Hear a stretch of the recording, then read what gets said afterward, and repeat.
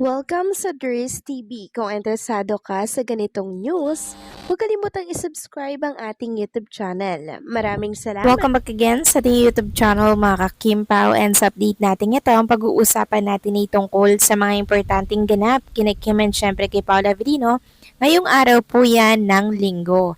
So ang tatalakayin at pag-uusapan natin ay ang tungkol nga po dito sa after 3.5 decades mga ka-Kimpaw, Kimi may bagong blessings.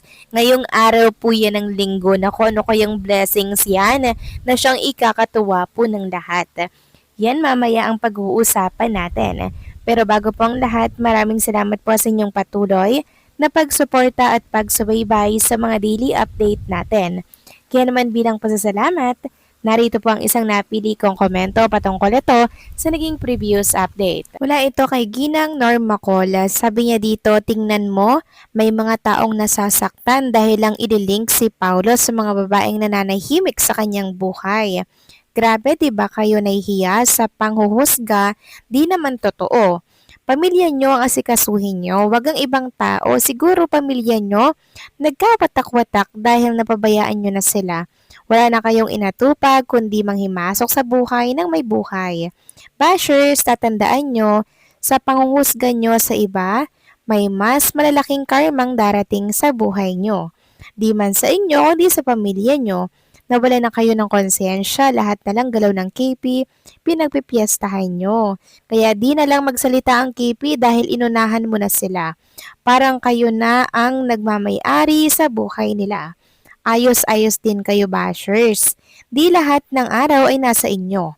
Mahal ko sila Kim at Paolo, galit ako sa inyo mga bashers.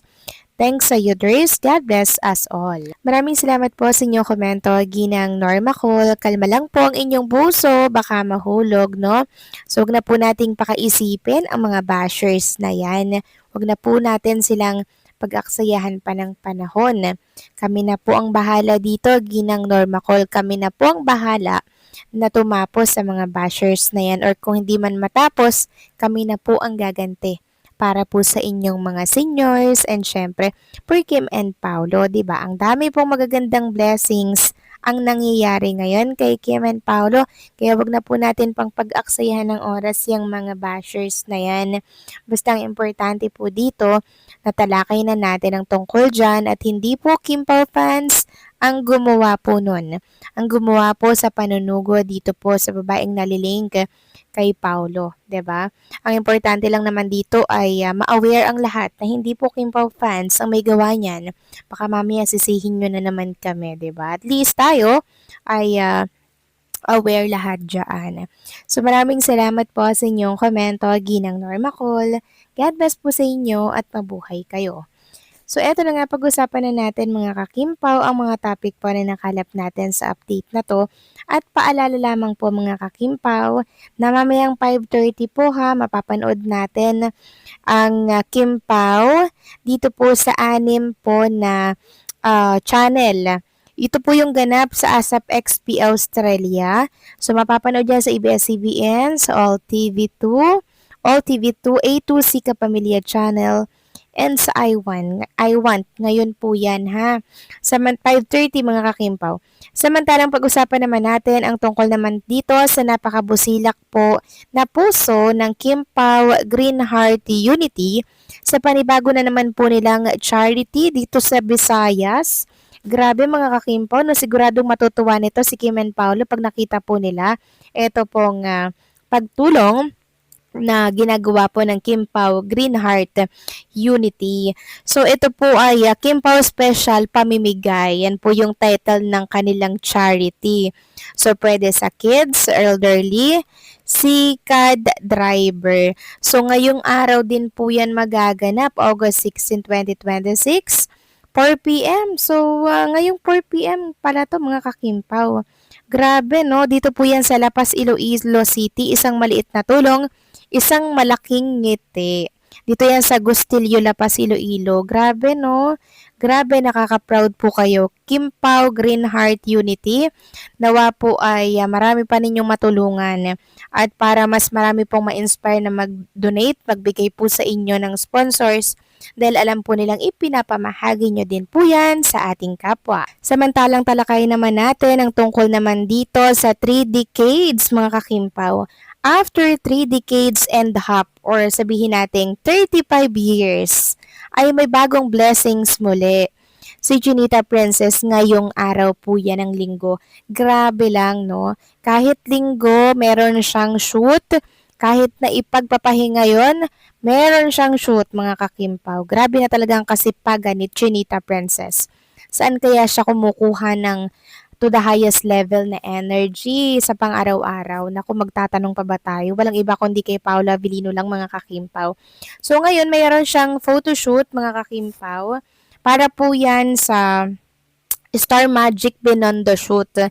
So 35 years na po kasi or 3 decades and a half na po kasi itong Star Magic by next year 2027 kaya in advance na po nila ang photoshoot ni Chinita Princess. Sabi nga dito, work mode our beautiful Kimi today for Star Magic catalog in celebration of 35 years of Star Magic next year. So yung papansin dyan no, mga kakimpaw, parang nagpunta po sila dito sa isang Chinese na sobrang dami pong mga lucky charm mga kakimpaw. Grabe si Chinita Princess no, sobrang nakaka-proud po siya mga kakimpaw kasi kahit na ipagpapahinga niya po talagang ginawa niya pong ginawa niya pong Lunes mga kakimpaw.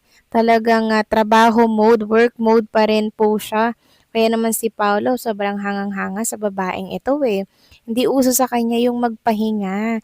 Kasi nga hindi po sinasayang ni Kim ang bawat oportunidad na ino-offer po sa kanya. 'Di ba mga kakimpaw? Kung bagay puspusa na po talaga ang ginagawang paghahanda ni Kim and ni Paolo. Kasi hindi naman habang buhay nga ay sikat sila, malakas sila mga kakimpaw, at nasa showbiz industry sila, 'di ba? Hindi po habang buhay yan.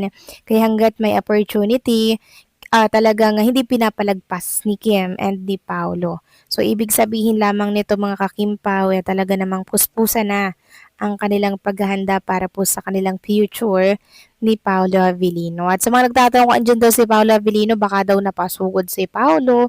Diyan po sa photoshoot na yan, para nga naman sunduin daw si Chinita Princess. Baka mamaya mga kakimpaw, no?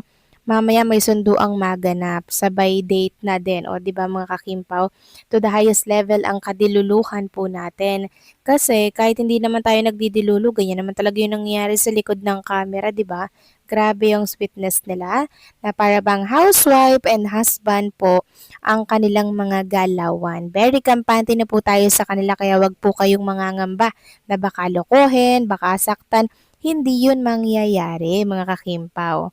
Dahil 15 years inantay ni Paolo si Chinita Princess. So paano mga kakimpaw, hanggang dito na lamang po ang update natin. Maraming salamat po sa inyong patuloy na pagsuporta.